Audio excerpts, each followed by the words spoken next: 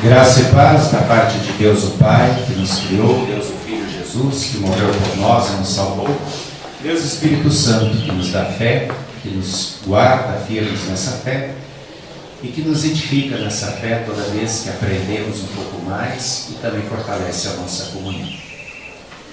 O texto que nós acabamos de ler, de Mateus 16, ele traz uma pergunta de Jesus aos discípulos: quem ele é?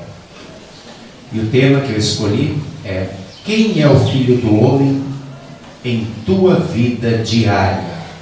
Que lugar ele ocupa? Isso define o teu lugar na eternidade. Vamos conversar um pouco sobre isso. Pode sentar-se. Queridos irmãos e irmãs em Cristo Jesus, Jesus está caminhando com seus discípulos e passa por Cesareia de Filipe. E então, de repente, ele para e faz uma pergunta aos discípulos. E ele pergunta aos discípulos: quem é que o povo, depois de tanto tempo, depois de tantos milagres, depois de tanta convivência, quem é que o povo diz ser o Filho do Homem? Então os discípulos respondem: olha, alguns dizem que tu és o Elias, outros João Batista, outros Jeremias ou algum dos profetas aí que ressuscitou. Então Jesus pergunta a eles: e vocês? E vós, quem dizeis que eu sou? Então Pedro, naquele ímpeto de sempre, tomando a palavra em nome dos discípulos, diz: tu és o Cristo, o Filho do Deus vivo. E a resposta de Jesus é: bem-aventurado Simão. O nome dele era Simão. Simão Bar Jonas, quer dizer, filho de Jonas. Bem-aventurado Simão, filho de Jonas, porque essa resposta não veio de ti. Isso foi Deus Pai quem te revelou. E então Jesus diz assim: sobre esta pedra eu edificarei a minha igreja. Interessante que Jesus diz a Simão sobre esta pedra, ele não diz sobre ti, porque a Igreja Católica usa esse texto para dizer que ali Pedro está recebendo a incumbência de ser a pedra da igreja. Mas Jesus não disse sobre Simão, ele não disse sobre ti, mas sobre esta pedra, essa confissão veemente, essa confissão firme e poderosa de confissões, que eu sou Cristo, o Filho do Deus vivo. E então Jesus diz: o que ligares na terra terá sido ligado no céu, o que desligares na terra terá sido desligado no céu. Mesma palavra que Jesus, depois da sua ressurreição, não diz apenas a Pedro, mas quando ele entra naquele recinto onde eles estão reunidos com portas fechadas no domingo da Páscoa, ele diz a mesma coisa: aquilo que vocês ligarem na terra terá sido ligado no céu, aquilo que vocês desligarem na terra terá sido desligado nos céus. E então, no último versículo, ele adverte, dizendo que a ninguém contem que ele é o Cristo. Interessante e estranho. Por que Jesus não quer que contem que ele é o Cristo? Porque a palavra Cristo, Messias, ela era usada no Antigo Testamento para designar aquele que fora prometido. E nesse tempo de semi-escravidão, de conquista dos romanos, onde os judeus e os outros povos queriam uma libertação política, a palavra Cristo não significava apenas um salvador, mas principalmente um libertador político, um rei que daria novamente o domínio como Davi tinha. E isso poderia causar uma revolução, uma comoção social naquele momento. Por isso Jesus não quer que naquele momento eles divulguem que ele é o Cristo. Eles entenderiam isso, as multidões entenderiam isso, depois da sua morte e da sua ressurreição. Porque aí sim entenderiam o que significava o Cristo. Não o libertador político, mas aquele que veio pagar a dívida da culpa dos nossos pecados. Interessante como começa esse diálogo também, quando Jesus diz: quem dizem que é o Filho do Homem? Esse era um termo que Jesus usava para si mesmo. Toda vez que ele falava de si mesmo, ele se referia a si como Filho do Homem. E no texto vocês vão ver que esse homem está em letra maiúscula. E por que Jesus usava essa terminologia? Por que ele não se chamava de Jesus ou de Cristo, mas de Filho do Homem? Tem dois motivos. O primeiro motivo, porque todos, presenciando os seus milagres, andando sobre a água, multiplicando pães e peixes, curando cegos, leprosos, transformando água em vinho, sabiam que ele era muito mais do que humano, que ali estava o poder de Deus, que ele era Deus. E ele fazia questão de dizer que ele estava ali também, não apenas como Deus, mas como homem, porque ele precisava morrer na cruz. E Deus não morre. Deus precisou se fazer homem para morrer na cruz. E o segundo motivo é para lembrar a eles de uma profecia de Daniel, lá no livro de Daniel, no capítulo 7, versículos 13 e 14, tem uma profecia que Daniel diz assim: eu tive um sonho, aonde eu vi o Filho do Homem, exatamente como Jesus se referia a si, com letra maiúscula, vindo, e a ele Deus deu o domínio sobre todas as coisas, e o seu reino jamais será destruído. Então Jesus tinha dois propósitos ao se chamar de Filho do Homem: mostrar que ele veio como homem para morrer, e que ele é o Filho do Homem prometido por Deus lá através de Isaías no capítulo 7, que morreria sim, mas que ressuscitaria, e como diz depois o texto do Novo Testamento, teria o domínio sobre todas as coisas, porque diante dele todo joelho se dobrará, debaixo da terra, sobre a terra, em todo o universo. Queridos irmãos, Jesus é a pedra, é o fundamento da igreja, a pedra que os construtores rejeitaram. Contra essa igreja, que ele diz é a minha igreja, nem as portas do inferno prevalecerão. Essa é a declaração de Simão. E é sobre essa firmeza de fé, sobre essa declaração que está edificada a igreja.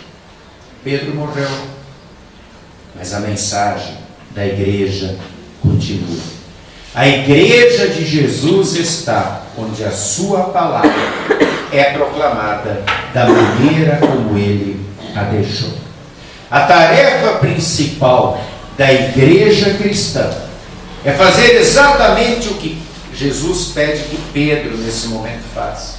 O que Jesus pede lá depois da sua ressurreição que os discípulos façam: ligar e desligar, anunciar a mensagem do perdão a todos aqueles que se arrependem, e anunciar aqueles que não se arrependem, aqueles que não levam a palavra de Deus a sério, que o céu para eles está fechado.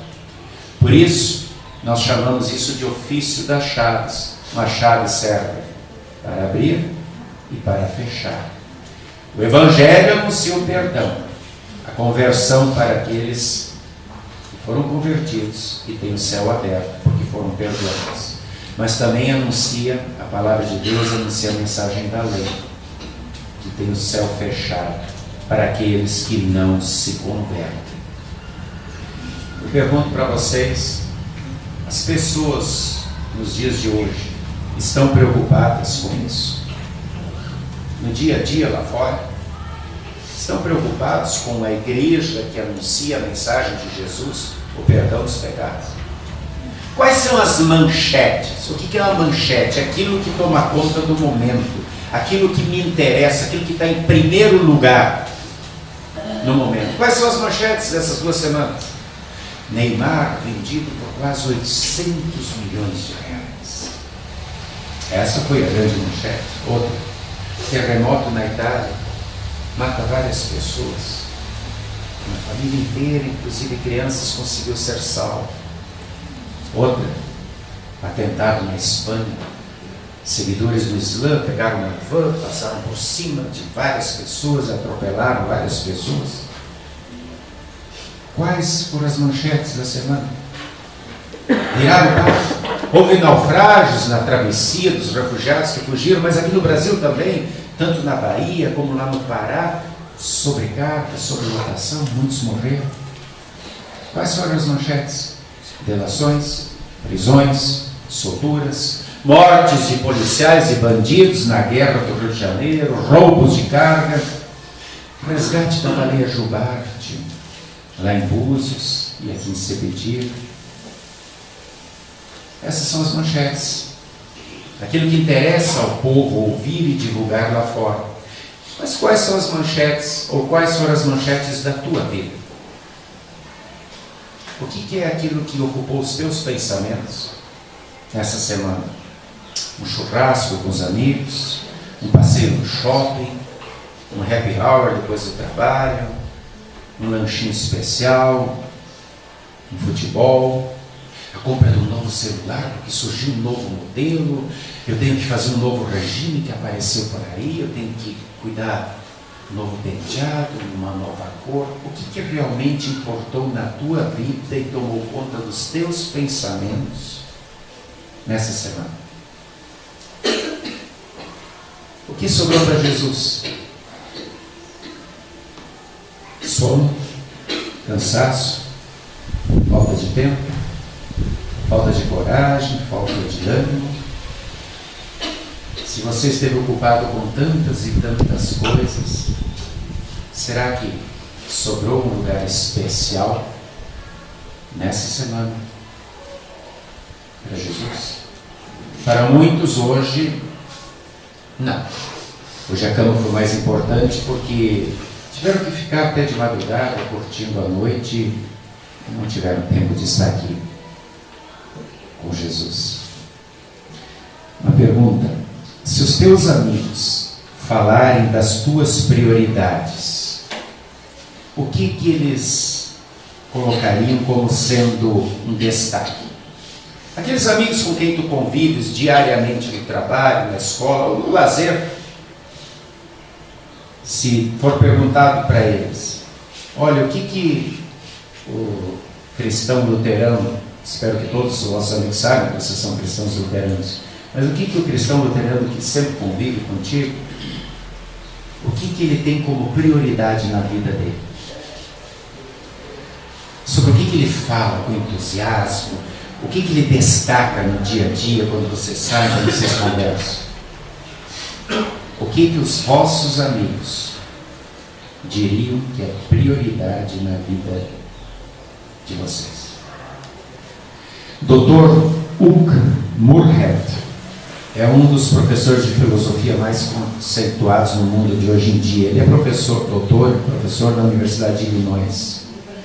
E ele, há pouco tempo atrás, resolveu escrever para 250 filósofos de renome internacional que ele conhece no mundo, filósofos e cientistas, que ele conhece nas suas andanças, nas suas palestras, nos seus cursos. Ele escreveu para 250 pessoas selecionadas, intelectuais, uma pergunta.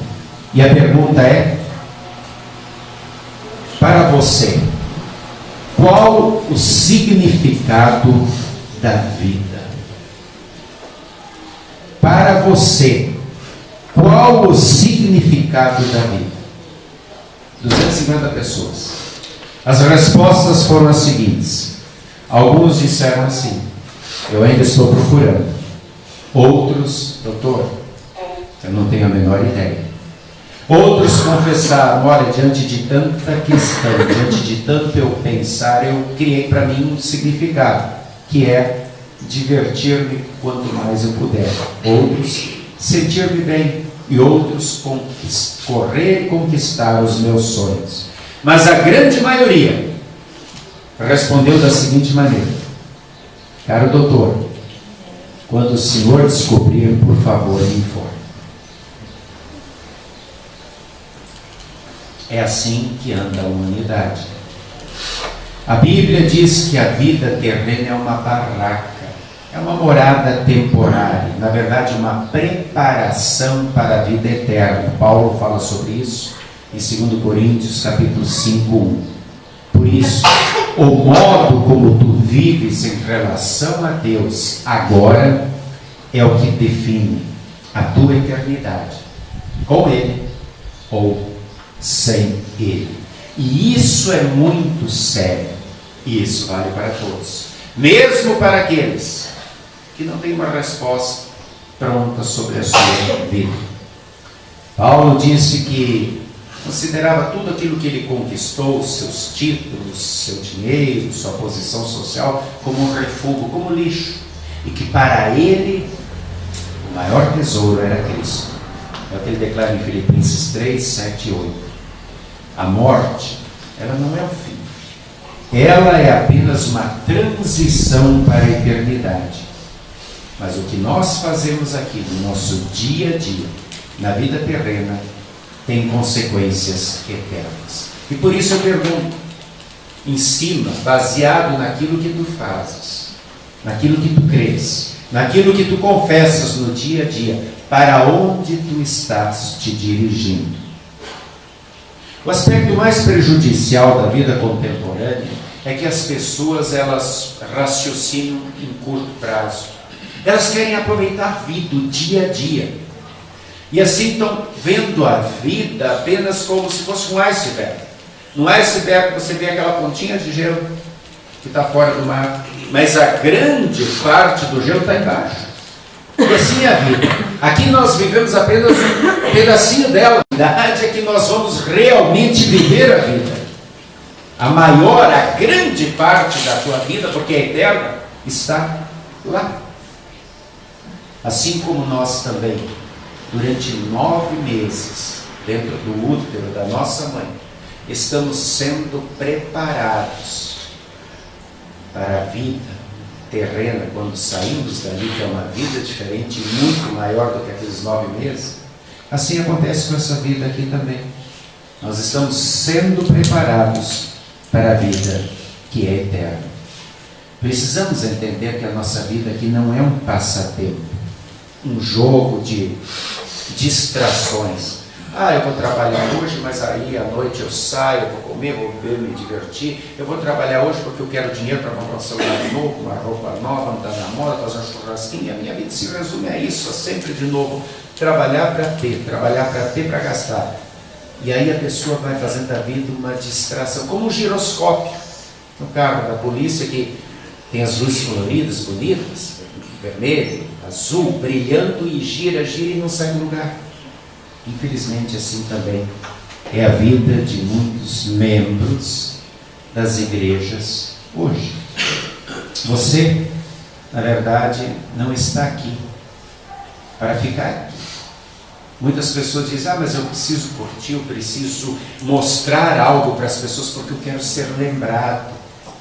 Você não está aqui para ser lembrado, mas para se preparar para a eternidade.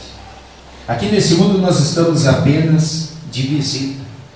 Por isso tem uma pergunta que todos precisamos responder: eu vivo de fato e de verdade ou apenas existo? Apenas estou de passagem, curtindo o momento, procurando distrações para a minha vida? Queridos irmãos e irmãs, nós é que precisamos escolher viver apenas para o que é terreno ou para a eternidade. Quando Deus te perguntar como você dirigiu a sua vida aqui, o que você fez com o seu tempo, com os seus dons, com a sua inteligência, com a sua saúde, com o seu conhecimento, com o seu dinheiro, no dia a dia da tua vida, o que tu vais responder para Ele? A vida terrena nos oferece várias opções. A vida eterna só 2: céu ou inferno. Quem é o Filho do Homem para ti? Se tens a mesma resposta de Simão, então vivas o perdão que Jesus Cristo te oferece diariamente. Faça dele a rocha, o firme fundamento sobre o qual tu constróis a tua vida. que ele não seja uma distração, que o estar na igreja não seja uma distração, que o ler a Bíblia e ter contato com a sua palavra não seja uma distração, mas um hábito saudável do dia a dia que constrói a tua intimidade, o teu relacionamento cada vez mais com Deus, tornando-te um membro da igreja do qual ele é o cabeça. Querido irmão e irmã, que Cristo seja a tua prioridade. Não deixes para depois. Seja sua igreja hoje, agora. Não é teu pai, tua mãe, teu marido, tua esposa que vai decidir por você. A decisão é sua. A salvação é pessoal. Jesus morreu pelos teus pecados na cruz, porque Ele é o Cristo, Filho do Deus vivo, que se fez homem, para pagar a dívida de todos os pecados. Tu tens o perdão. Vivas esse perdão. Anuncie esse perdão. E que Jesus, e essa mensagem da salvação, seja sempre a maior manchete da tua vida. E que Ele se faça presente no teu viver diário lá fora também. Para que um dia, todos nós, possamos estar com Ele, como sua igreja, como sua família na fé, numa vida que não acabará jamais, na vida eterna. Que assim seja. Amém. E a paz de Deus, que excede o entendimento humano, guarda corações e mentes até o dia de nos chamar para a glória com Ele. Amém.